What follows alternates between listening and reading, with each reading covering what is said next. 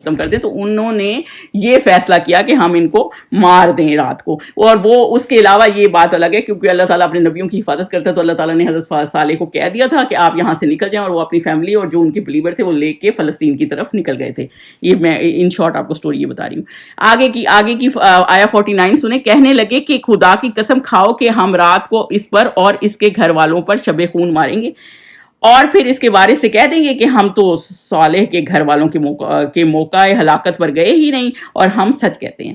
اب کیونکہ یہ لیڈر تھے، آپ کو بالکل یہ کہانی وہی ہے. حضور صلی اللہ علیہ وسلم کو اللہ تعالیٰ کیوں بتا رہے ہیں؟ حضور صلی اللہ علیہ وسلم کو اللہ تعالیٰ یہ بتا رہے ہیں کہ آپ کے ساتھ بھی یہی معاملہ ہونے والا ہے. اور وہ یہی تھا کہ جو دار الندوہ میں گئے تھے نا، اور وہ سارے لیڈر مل کے فیصلہ کر رہے تھے، جس میں ابو جہل نے کہا کہ شیطان بھی اس میں شامل تھا، اور ابو جہل نے کہا کہ ہم باری باری جو ہیں ایک ایک کر کے ہر ٹرائب کے وہ بندہ لے لیتے ہیں، اور وہ حضور صلی اللہ علیہ وسلم کے گھر کے باہر پیرا دے دیتے ہیں، اور جیسے ہی وہ صبح نکلیں گے نماز کے لیے تو ان کو نعوذ باللہ مار دیں گے. اور کوئی ہم سے پوچھے گا نہیں، کیونکہ ان کا ٹرائب سٹرونگ تھا نا. یہ کیوں؟ اور حضرت صالح کا بھی ٹرائب سٹرونگ تھا، حضور صلی اللہ علیہ وسلم کا بھی ٹرائب سٹرونگ تھا. آپ نے دیکھا ہوگا کہ ہمیشہ ہی حضرت ابو طالب کی وجہ سے یا اس کی وجہ سے ان کو کافی پروٹیکشن رہتی تھی. اور کبھی آپ صحابیوں کی ہسٹری پڑھیں گے نا، تو جو صحابی سٹرونگ تھے، جیسے حضرت ابو بکر تھے، حضرت حضور صلی اللہ علیہ وسلم تھے، جو سٹرونگ فیملیز سے تھے، تو ان کو زبیر بن عوام تھے جو سٹرونگ فیملی سے تھے، ان کو اتنا ٹارچر نہیں تھا، کا سامنا نہیں تھا جتنا کہ ان لوگوں کو سامنا تھا، جیسے حضرت بلال تھے جو کہ غلام تھے. تو اس لیے ان کو تھا کہ پھر وہ ان کا ٹرائب ہمارے سے نہ لڑنے لگ جائے. اور جب ہم وہ پورا انہوں نے پلان کیا کہ آپس میں قسم کھاؤ، یعنی قسم جو لفظ ہے نا، یہ قرآن میں تب بھی یوز ہوا ہے، جب آپ سوچیں یہ اس طرح کی قسم کے لیے یوز ہوا ہے جب ابلیس جو ہے نا قسمیں کھا کھا کے حضرت آدم کو یقین دلا رہا ہوتا ہے کہ جنت یہ پھل کھا لیں.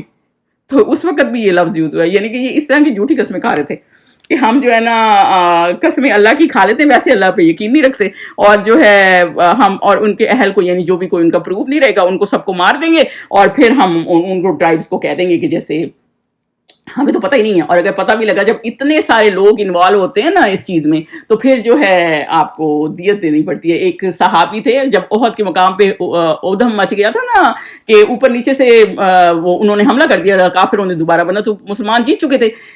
تو حضور صلی اللہ علیہ وسلم نے 2 بندوں کو مدینہ کی حفاظت کے لیے چھوڑائے تھے. وہ بوڑھے آدمی تھے. ان میں سے ایک دو آپس میں کہنے لگے کہ ہم تو جا کے احد میں دیکھتے ہیں کیا ہو رہا ہے، ورنہ ہم تو اتنی بڑی اس سے رہ جائیں گے اجر سے.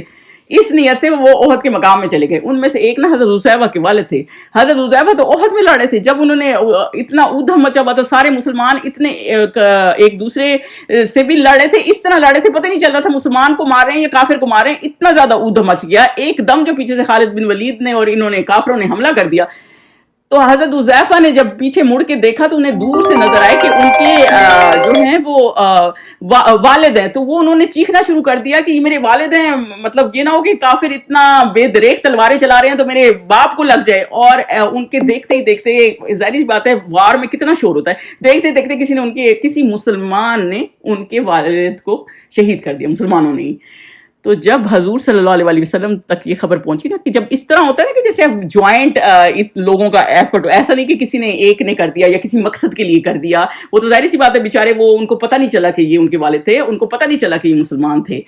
اور انہوں نے کہا کہ آپ ان کو دیت دیں. پھر اس کا کیا ہوتا ہے؟ دیت ہوتا ہے. اور ان کو پتا تھا کہ جب ہم اس طرح کریں گے نا، اور اسی لیے دار الندوہ میں بھی ابو جہل نے یہ کہا تھا، جب ہم اس طرح کریں گے نا کہ اتنے سارے ٹرائب انوالو ہوں گے، تو پھر تو ان کو حضور صلی اللہ علیہ وسلم کا جو ٹرائب ہے بنو ہاشم، ان کو تو لینی پڑے گی دیت. پھر وہ کس پہ ایک پہ الزام لگائیں گے؟ ایک ٹرائب سارے ٹرائبس پہ تو جنگ نہیں کرے گا. اور ان کو بھی پتا تھا کہ ہم 9 بندے ڈفرنٹ ٹرائبس کے ہیں، ہم بھی جب اس طرح جائیں گے تو اب ان کو بھی دیت ہی لینی پڑے گی. اور اسی طرح ان لوگوں کو نے بھی کہا، حضور صلی اللہ علیہ وسلم کے پاس جب یہ خبر پہنچی کہ ان کے والد اس طرح مر گئے، تو انہوں نے کہا کہ ٹھیک ہے تم دیت لے لو. اور حضرت حذیفہ نے کیا کہا؟ انہوں نے کہا مجھے پتا ہے ان سے غلطی ہو گئی ہے، مجھے نہیں دیت چاہیے. وہ نہیں لیتے تھے. اور وہ پھر ہر جگہ جہاں بیٹھتے تھے نا، کیا کرتے تھے سوچیں، اتنے بڑے دل کے صحابی تھے، ہر جگہ بیٹھتے تھے اور کہتے تھے کہ اللہ تعالیٰ ان کو معاف کرے، کیونکہ انہیں پتا تھا ان سے غلطی ہو گئی ہے. تو یہی والی بات ہے کہ یہ پورا پلان بنا رہے ہیں اور پھر کہہ رہے ہیں کہ ہم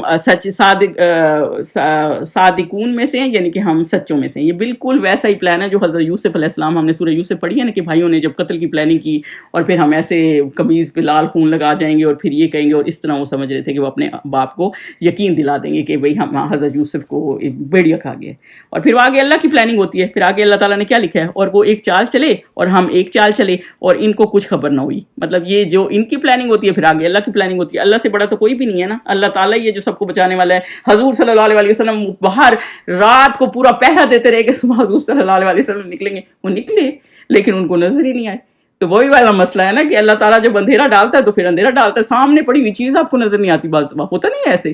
تو بالکل ایسے ہی معاملہ ہوا کہ حضور صلی اللہ علیہ وسلم نے حضرت صالح کو وہاں سے نکال دیا. اور کچھ جو کہ ویک سی تفسیر ہیں اس میں یہ کہ یہ جو 9 لیڈروں نے فیصلہ کیا کہ حضرت صالح کو ماریں گے, جب یہ مارنے نکلے تو کسی فرشتے نے ان کے اوپر راکس پھینکی اور ان کے سر ختم ہو گئے. اور جو اس میں ہے نا اجمعین, یہ آیا نمبر 58 میں, جو بھی میں نے پڑھی نہیں ہے, یعنی کہ ان کی قوم بھی مر گئی اور ان کے گروپ مطلب باقی نیشن کو بھی مار دیا, ختم کر دیا اللہ تعالیٰ نے. اور کچھ کا کہنا یہ کہ وہ ابھی نکلے نہیں تھے اور پھر عذاب آ گیا. تو خیر اس میں وہ معاملہ نہیں ہے, مسئلہ یہ کہنے کا ہے کہ یہ مطلب ٹوٹل انہوں نے قسم کھائی اور انہوں نے یہ پلاننگ کی اور اس کے بعد جو ہے یہ کسی طرح ہی اللہ تعالیٰ نے ان کو ختم کر دیا. آیا نمبر 51 پہ چلیں تو دیکھ لو کہ ان کی چال کا کیسا انجام ہوا. ہم نے ان کو اور ان کی قوم سب کو ہلاک کر ڈالا. تو بیسیکلی ان کی قوم کس طرح ہلاک ہوئی ہے کہ 3 دن کے کچھ نہیں ہوا, تیسرا دن جب ختم ہو گیا نا تو پھر اللہ تعالیٰ نے ایک, کیونکہ ان کو بہت تھا کہ ہم تو پہاڑوں میں رہتے ہیں, ہمیں کیا زیادہ سے زیادہ فلڈ آئے گا تو بھی کیا ہوگا, وہ تو نیچے ہی ہوتا ہے, اور اگر بہت زیادہ اسٹورم آیا تو ہم پہاڑوں کے اندر ہے, پہاڑ تو نہیں ہلتے. آپ نے دیکھا ہی ہوگا کتنا اسٹورم آ جائے, تھنڈر آ جائے, پہاڑ تو وہیں کے وہیں کھڑے ہوتے ہیں. تو یہ تو ان کے اندر رہتے تھے نا, تو ان کو بہت اس بات پہ زوم تھا. تو اللہ تعالیٰ نے ایک ساؤنڈ بھیجی, ایسی چیخ بھیجی جس سے یہ سارے کے سارے مر گئے. تو یہ اس چیز سے یہ قوم ختم ہوئی ہے. اور اب آپ نے سنا ہی ہوگا یہ کچھ ویپنز ایسے تیار کر رہے ہیں سائنس نے کہ جیسے جو کہ اس سے کیا کہتے ہیں ساؤنڈ سے, صرف ساؤنڈ سے جو ہے نا بندے مر جائیں, اور ایسے گولی نہ مارنی پڑے, صرف ساؤنڈ ہی ایسی, یعنی اس چیز کو سائنس بھی پروو کری ہے. میں آپ کو یہ بتانا چاہتی ہوں کہ یہ 9 بندے تھے صرف جنہوں نے یہ سارا پلان کیا اور اونٹنی کو بھی مارا اور یہ بھی کیا, تو پوری نیشن کیوں تباہ ہو گئی؟ آپ نے سوچا یہ کبھی؟ اس لیے کہ جو لوگ حق کے لیے بولتے نہیں ہیں نا, آپ کو برے تو لگ رہے ہوتے ہیں کہ ایک بندہ اگلی ڈکلنگ بن گیا, 100 بندوں میں کھڑا ہو گیا, لیکن اصل چیز تو یہی ہے. اصل چیز تو یہی ہے کہ آپ نے جو حق ہے, حضور صلی اللہ علیہ وسلم ہے, کوئی بھی نبی ہے, اس وقت ساری نیشن کافر تھی, لیکن کھڑے ہو جاتے ہیں نا تھوڑے تھوڑے کر کے. آپ دیکھیں 2 3 4 5 کر کے اس وقت کتنے وہ حسرت کرتے ہوں گے کہ ایک بندہ بھی امپورٹنس رکھتا ہوگا. آپ نے کبھی سوچا عشرہ مبشر کیوں کہتے ہیں ان کو؟ کیونکہ وہ سابقون اولین ہیں, پہلے مسلمان بھی ہیں. مطلب جنت کی بشارت اللہ تعالیٰ نے حضور صلی اللہ علیہ وسلم نے دنیا میں بہت سے لوگوں کو دی ہے, حضرت بلال کو دی ہے, حضرت حسن حسین کو دی ہے, بہت سے لوگوں کو دی ہے. لیکن کیوں وہ عشرہ مبشرہ ہیں؟ وہ عشرہ مبشرہ اس لیے ہیں کہ ایک تو یہ کہ مکہ کے مہاجر بھی شروع سے شامل بھی تھے اور سابقون الاولون ہیں, سب سے پہلے مسلمان ہونے والے لوگ ہیں. تو وہ یہ والی بات ہے نا کہ ان کی بہت زیادہ امپورٹنس ہوتی ہے, اور جب اس وقت ایک بندہ کر کے مسلمان ہو رہا ہوگا, آپ خود سوچیں کتنی زیادہ ان کی اہمیت ہوگی. حضرت جبرائیل علیہ السلام نا ایک, یہ میرا خیال ہے اسرار صاحب بتا رہے تھے, میرا خیال ہے یہ انہی کے لیول کے کوئی اسکالر بتا رہے تھے کہ ایک بستی اللہ تعالیٰ نے حضرت جبرائیل کو بھیجا کہ جا کے تباہ کر دو. تو حضرت جبرائیل نے اللہ تعالیٰ سے کہا یا اللہ اس میں تو تیرا اتنا نیک بندہ رہتا ہے کہ دن رات تیری عبادت کرتا ہے, 1 منٹ نہیں کہ تیری عبادت نہ کرتا اور تیرا ذکر نہ کرتا ہو. تو اللہ تعالیٰ نے کہا اس کو تو سب سے پہلے عذاب دو, کیونکہ وہ بولتا ہی کچھ نہیں ہے, پوری بستی غلط جاری ہے اور آپ بولتے ہی کچھ نہیں ہے. تو بیسیکلی یہی والا مسئلہ ہے نا. اب ہم کوئی ایسی بات کرتے ہیں نا کہ جیسے قرآن و سنت پہ, کئی لوگ سنت پہ باتیں کر رہے تھے, حدیث ہی بھائی اللہ تعالیٰ نے نبی کس لیے بھیجے ہیں؟ اللہ تعالیٰ نے نبی اس لیے بھیجے کہ آپ ان کے پیچھے چلیں, پوری طرح ان کو فالو کریں. حضرت عبداللہ بن عمر کیا کرتے تھے آپ کو یہ پتہ ہے؟ جب اونٹنی ایک مطلب جب کہیں کھڑی کرتے تھے نا تو اس کا منہ ایسٹ کی طرف کرتے تھے. کیوں ایسٹ کی طرف کرتے تھے؟ کیونکہ انہیں یہ پتا تھا کہ حضور صلی اللہ علیہ وسلم کی جب یہاں اونٹنی کھڑی ہوئی تھی نا تو اس کا منہ ایسٹ کی طرف تھا. آپ یہ کہیں گے اس میں کیا ہے, اونٹنی ویسٹ کی طرف منہ کر کے کھڑی ہو جائے گی تو کوئی گناہ ہو جائے گا؟ نہیں. اجر نہیں دیکھا آپ نے کہ انہوں نے اپنے نبی کی کتنا نبی کو فالو کیا؟ یہ بہت بڑی بات ہے. مجھے اب کوئی اونٹنی ملے گی تو میں تو اسی طرح ہی کھڑی کروں گی, کیونکہ مجھے پتہ لگ گیا نا کہ حضور صلی اللہ علیہ وسلم نے اس طرح کیا ہے, بھلے اس میں اجر ہے کہ نہیں. اب ایک بندہ نماز پڑھا تھا مسجد میں اور وہ رکوع بالکل غلط طریقے سے کر رہا تھا, اور یہ ایک صحابی نے دیکھا, انہوں نے کہا کہ اگر یہ بندہ یہاں مر گیا نا تو سمجھو حضور صلی اللہ علیہ وسلم کی سنت کے اگینسٹ مرا ہے. اگر اس موقع پہ اس کی ختم ہو گئی جان, مطلب اس نے اپنے آپ کو صحیح سیکھا نہیں جب تک. اور آپ کہیں گے پڑھ تو وہ نماز ہی رہا تھا. مسئلہ یہ نہیں ہے کہ وہ نماز پڑھا تھا, مسئلہ یہ کہ آپ نے کیوں نہیں سیکھا کہ اللہ تعالیٰ کے حضور صلی اللہ علیہ وسلم کا طریقہ کیا ہے, اللہ تعالیٰ نے کیا بتایا, حضور صلی اللہ علیہ وسلم کو طریقہ بتایا تھا اور وہ ہمیں بتا گئے ہیں. تو اس لیے نبی کی اہمیت ہوتی ہے کہ آپ نے ان کے مطابق چلنا ہوتا ہے. آپ یہ سوچیں ایک بی بی ام کجہ تھی نا, وہ ایک انصاری خاتون تھی. اب ان کا کیا معاملہ تھا, جب ان کے شوہر احد کے مقام, ان کی تو صرف 2 بیٹیاں تھیں, ان کے جب شوہر احد کے مقام میں شہید ہوئے ہیں نا, تو ان کے شوہر کے جو رشتہ دار تھے وہ سارا ان کا مال کھا گئے انہیریٹنس کا, کیونکہ انہوں نے کہا کہ یہ تو بیٹیاں ہیں, پرانا اس وقت انہیریٹنس کے نا اصول نہیں آئے ہوئے تھے اسلام کے, تو انہوں نے کہا ان کی بیٹیاں ہیں, اور اس وقت کا یہ ہوتا ہے گھر کا جو مرد ہوتا ہے وہ لے جاتا ہے, اور کیونکہ آپ کے گھر میں کوئی مرد نہیں ہے تو آپ کی کوئی انہیریٹنس نہیں, تو ان کے پاس کچھ نہیں بچا, شوہر بھی چلا گیا اور بیٹیاں تھیں ان کے پاس کچھ نہیں بچا. تو وہ حضور صلی اللہ علیہ وسلم کے پاس گئی کہ بھئی کیا معاملہ ہے, میرا تو سارا کچھ یہ لے کے چلا گیا. تو حضور صلی اللہ علیہ وسلم نے اس بندے کو بلایا, تو اس نے کہا کہ وہ ان کے شوہر کا کزن تھا, اس نے کہا کہ ان کے گھر میں کوئی مرد نہیں ہے اور یہ پرانا حساب ایسے ہی ہے. تو پھر حضور صلی اللہ علیہ وسلم نے کہا ٹھیک ہے میں ویٹ کرتا ہوں اللہ تعالیٰ کی آیات پہ, جو آیات نمبر سورہ نساء کی 7 سے 11 آئی ہیں نا, جس میں بیٹیوں کا, بیوی کا, سارے 2/3 اور جن کی صرف بیٹیاں ہیں اور 1/8 جو وائف کا ہے. تو یہ آیا, پھر حضور صلی اللہ علیہ وسلم نے ان کو بلایا اور کہا کہ یہ آیات آئی ہیں. پھر انہوں نے یہ نہیں کہا نہیں میں تو نہیں دیتا, پھر انہوں نے کہا نہیں, اب حضور صلی اللہ علیہ وسلم نے بتایا نا کہ اللہ تعالیٰ کا حکم ہے, تو پھر وہ ویسے کے ویسے چل پڑتے تھے. تو بیسیکلی ہمارا رویہ, ہمیں یہ دیکھنا ہے ہمارا رویہ کیا ہے. ہمیں کوئی نصیحت کرے تو ہم کیا اس کے پیچھے اس کو کاٹ کھانے کو دوڑتے ہیں, اس کے پیچھے پڑ جاتے ہیں, یا پھر ہم یہ کہتے ہیں کہ وہ ہمیں نصیحت کر رہا ہے تو کوئی ہمارے اوپر ہمارے لیے بہتری کر رہا ہے. آپ سوچیں یہ قومیں کیوں تباہ ہوئی ہیں, ظلم کی وجہ سے, کیونکہ حق بات مانتی نہیں تھی, حق سے انکار کرتی تھی, کفر کرتی تھی. اور یہی والا ہمارا معاملہ ہے, ہمیں کوئی حدیث سنا دے, ہمیں اس کے ہیلے بہانے, ہمیں کیوں ہیلے بہانے ہیں. اور نہ سیکھنا, علم کو نہ سیکھنا, تو آج یہ تو سب سے بڑا ظلم ہے. آیت نمبر 52 پہ چلیں جی. اب یہ ان کے گھر ان کے ظلم کے سبب خالی پڑے, تو اللہ تعالیٰ یہ بتا رہے ہیں کہ ان کے جو گھر ہیں بالکل خالی پڑے ہیں. اور حضور صلی اللہ علیہ وسلم جب تبوک کے مقام میں گئے تھے نا, تو راستے میں کیونکہ مدینہ شریف کے راستے میں ہے نا 380 کلومیٹر ہے وہاں سے, تو وہ وہاں سے گزرے تھے. تو صحابیوں نے نا وہاں سے پانی اکٹھا کیا اور اس کی ڈو بھی بنائی. تو حضور صلی اللہ علیہ وسلم کو جب پتہ چلا نا, انہوں نے کہا اس کو ڈو کو بھی پھینک دو اور پانی بھی پھینک دو. لیکن جہاں سے اس اونٹنی نے پانی پیا تھا نا, وہاں سے صحابیوں نے پانی لے لیا تھا. تو بیسیکلی حضور صلی اللہ علیہ وسلم نے کہا یہاں سے جلدی گزریں, اور جو لوگ دانش رکھتے ہیں ان کے لیے یہ اس میں نشانی, یعنی کہ یہاں سے جلدی گزریں. اور جو لوگ علم رکھتے ہیں, یعنی کہ ادھر کوئی انجوائمنٹ کی جگہ نہیں ہے. ہم بھی, ہمارے بھی پاکستان میں اسکولوں میں کھنڈرات میں, کھٹ بنڈو میں, ادھر ادھر جا کے ٹرپ لے جاتے, لیکن کبھی یہ نہیں بتاتے کہ وہاں وہ عبرت کی جگہ ہے, وہاں پہلے کیا تھا اور پھر کیا ہوا وہاں پہ. میں کسی کا وہ سن رہی تھی, مجھے ایگزیکٹلی یاد نہیں, لیکن میں نیکسٹ ٹائم وہ سن کے آؤں گی. تو اس میں یہی معاملہ ہے کہ ادھر بھی کوئی اسی طرح کے معاملات تھے, اور وہ جو ہے عبرت کی جگہ ہے. تو لیکن وہ نہیں بتاتے, لوگ وہاں جا کے پکنک کرتے. اب یہ جو حضرت صالح علیہ السلام کی یہ علاقہ تھا, یہاں پہ لوگ پکنک کرنے, یہ پکنک کی جگہ نہیں ہے. یہ ایک قوم تباہ ہوئی ہے نا اپنی نافرمانبرداری کی وجہ سے, اس لیے یہاں پہ سبق سیکھنے کے لیے. اور علم کیا چیز ہے؟ علم وہی چیز ہے جو بندہ علم رکھتا ہے. آپ خود سوچیں, اب آپ قرآن پڑھتے ہیں تو کتنا فرق ہے اس چیز میں. ابھی میں نے آپ کو جو دعا میں انشاءاللہ تھرسڈے تفسیر میں بتا دوں گی سجدے میں, آپ یاد کریں گے تو کتنا ثواب ہوگا یہ کر کے. یہ سنت ہمارے نبی پڑھتے تھے, تو اس کا فائدہ ہی ہے نا. تو علم کا فائدہ ہی ہوتا ہے نا آپ کو. تو ہر کسی نے اپنی آخرت سنوارنی ہے.